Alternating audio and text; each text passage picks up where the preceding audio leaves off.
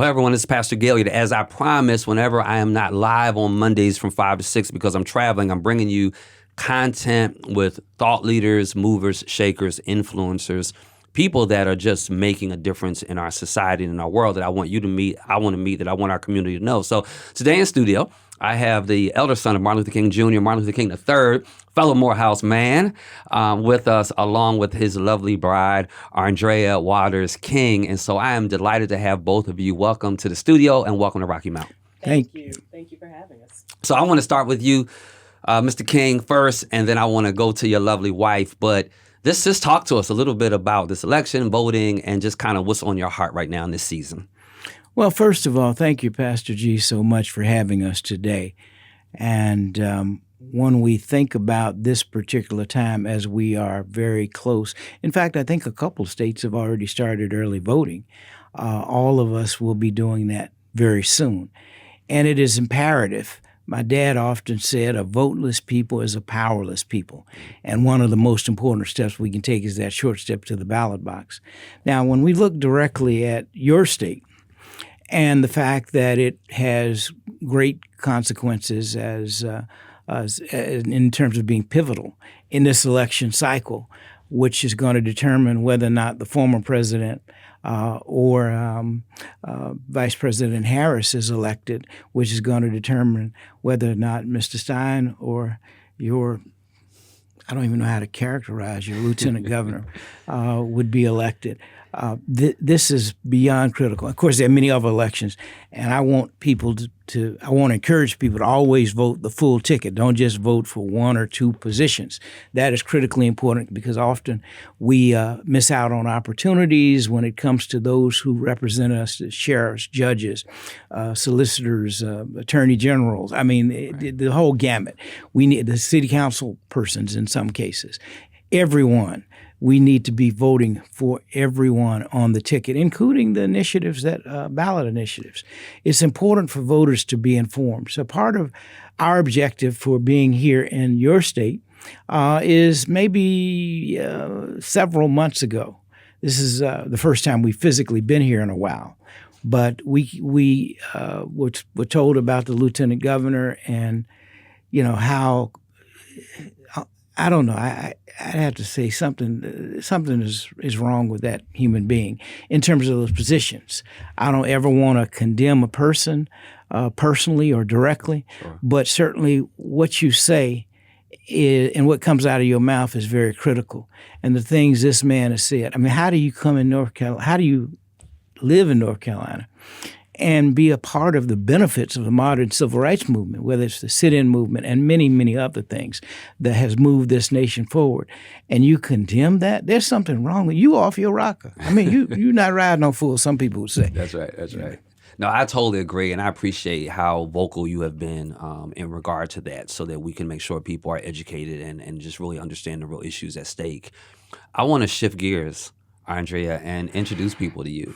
I know you are a social justice advocate and a fighter in so many rights yourself, and I want us to learn about your work. So introduce us to yourself and your work and what you're doing, what you're spending your time doing.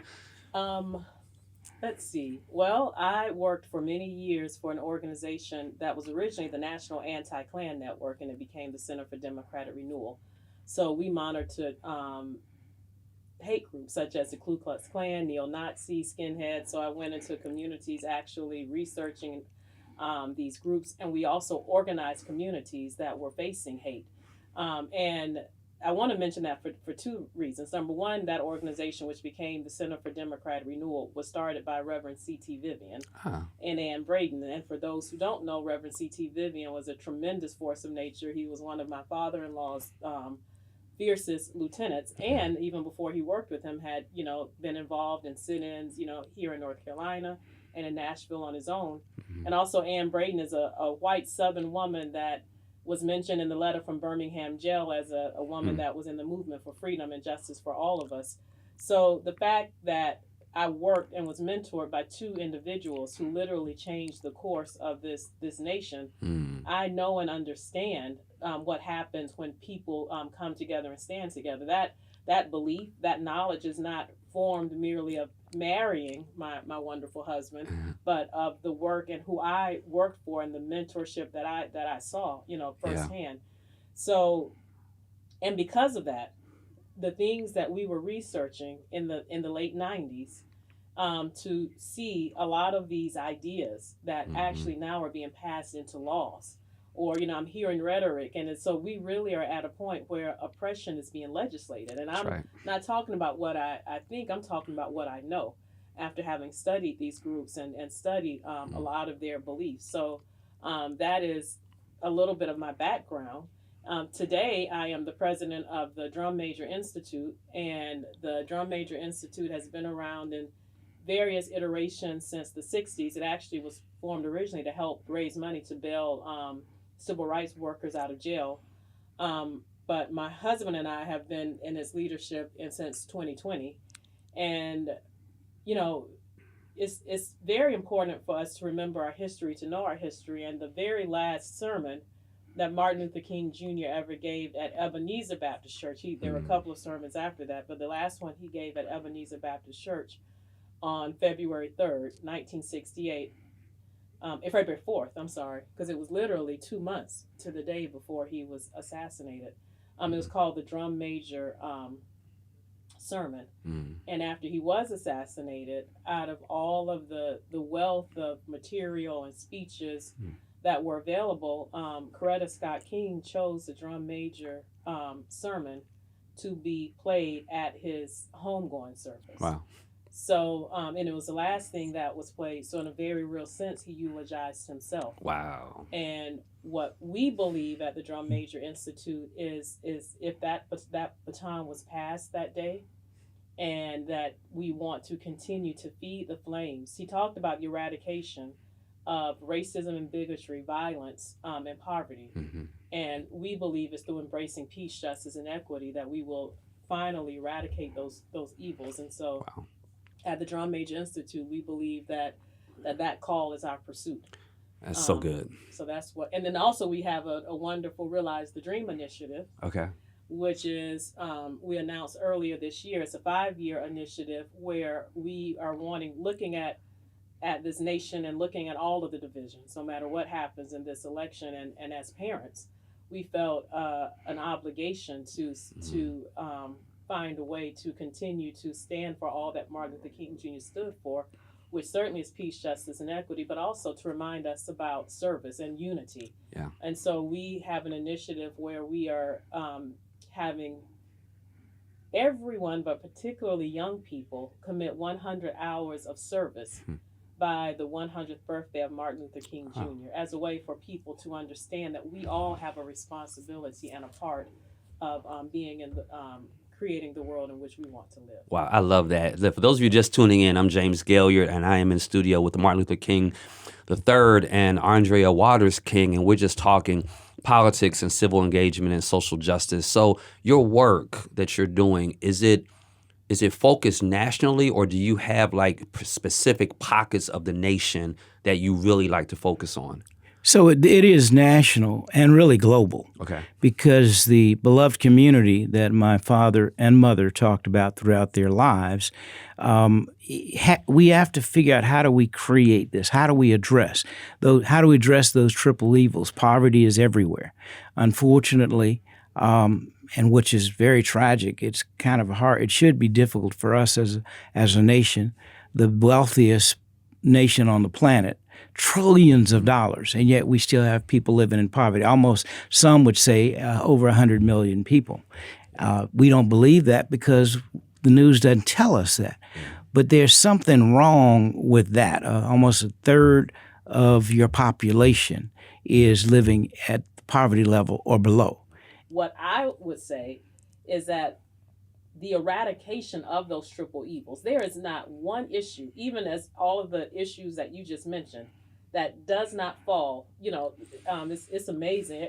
The more that any of us know about Martin Luther King, the more we have to be thankful and grateful, for his work. And the problem is that we use his words like a buffet and sample, and not too many of us truly understand and know all that he said and did. But even that, the fact that he was able to distill, okay, these are the triple evils. And there's not any issue, whether you're talking about, climate, change, whether you're talking about, violence in our schools, violence in our communities, whether you're talking about income disparities, housing, that doesn't fall into one of those, because unfortunately, when you're talking about housing, or when you're talking about even climate, if you look at Flint, Michigan, if you look at Mississippi, it's disproportionately Black and brown communities that that have the crux of it. So that goes back to racism, that goes back to poverty. So for me, none of those environmental too, big yeah. here where environmental pollution, and in one this of the state. things that we know though is that all of those, any of those issues, once we as a nation and a world embrace peace, justice, and equity for all of God's children, that's when we will eradicate those triple evils. That's when we will truly be able to have a true brotherhood and sisterhood. Got you. That's really good. So I'm sensing an amen from you. Yes, amen. Amen. All right, we're going to run short on time, so I'm going to ask this last question. Excuse me. What would what advice would the you now give to the 25-year-old you? Wow. You got a room full of young people. They're coming out of Morehouse. They're coming out of Emory. And you're like, this is one thing that I look back on my life and this is something either I wish I knew or something that I would have done differently, or this is the advice that I would give me. One thing that I've learned in life is that you can't, you draw the dots. You can't draw the dots looking forward. You almost have to draw them backwards. And so I think about that poem that we used to hear a lot in the 80s about footprints. And that the most difficult and the most challenging times, if you know who is with you always beside you and goes before you and behind you, and at your most challenging times, at the times when you think that life has broken you down, it really is breaking you open. And no matter what, to cling to that, to know that you will always be protected, you will always be guided, and that those that are for you are much greater than those that are against you. And another thing that I would say is one thing I have learned, I have a picture of a picture of me like around 3 or 4 years old, I think, maybe even younger, at our house, a little picture of me. And sometimes what I would also say to those 50 and 60 and 70, 80-year-olds of us out there too is, what would that little you, because we always talk a lot about what we would say to our younger selves, right? But what would that 3 and 4 or 5-year-old say to you? Like what would, because that, like for me, she reminds me to, to continue to be bold, and she thought life she could just, go out and, do anything, and she, is going to take life. So what was that when you were younger, that spark, that when you were closest to God, because you had just come from heaven, to remember that part of you, and what would that young person say to you? That's good.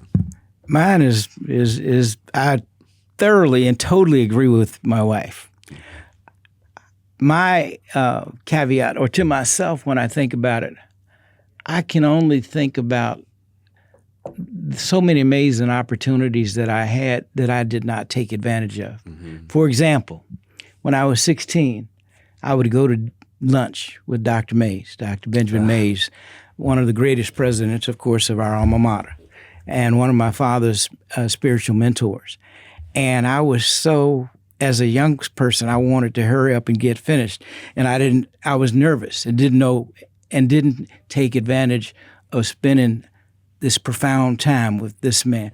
And then the other thing is documenting all of the experiences, which I'm going to do. But I didn't document it in the way that I could recapture everything as it was. I wish that I had been a person who would write, be a writer, whether it was meeting with Mr. Mandela many times, President Mandela of South Africa, whether it was, I spent a lot of time with Dick Gregory. Dick Gregory was one of my mentors.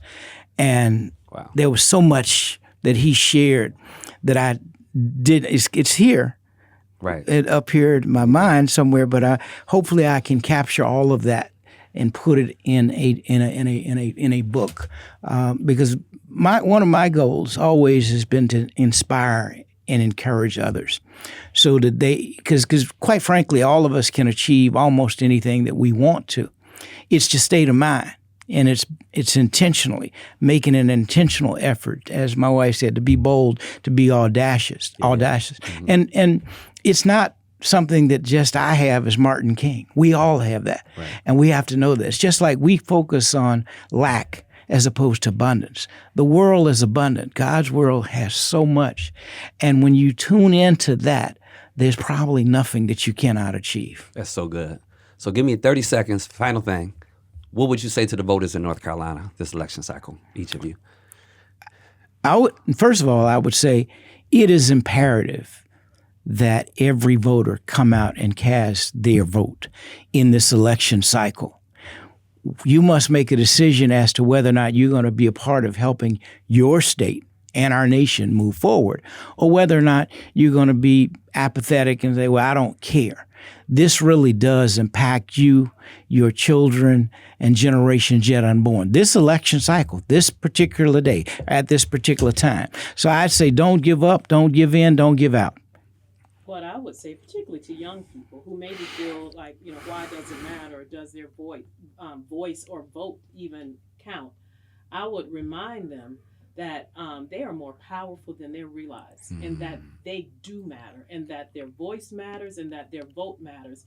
And if it doesn't, then there would not have been so many obstacles put in our way for us to exercise that right and freedom, for them to remember, if we weren't powerful, if their voice didn't matter, there wouldn't be legislation trying to be enacted to keep them from voting. There wouldn't have been assassinations that have, been, that have happened under the name of voting. So just remember how powerful indeed that you are, and also to remember, and not in a way that is, burdensome or cumbersome, but just remember all of those who came before us. And if they even talk to probably just their grandmother, or in some cases their mother, that they really realize how far. Yes, we have a lot of problems. Yes, we still have many roads in front of us, but we have come a long way.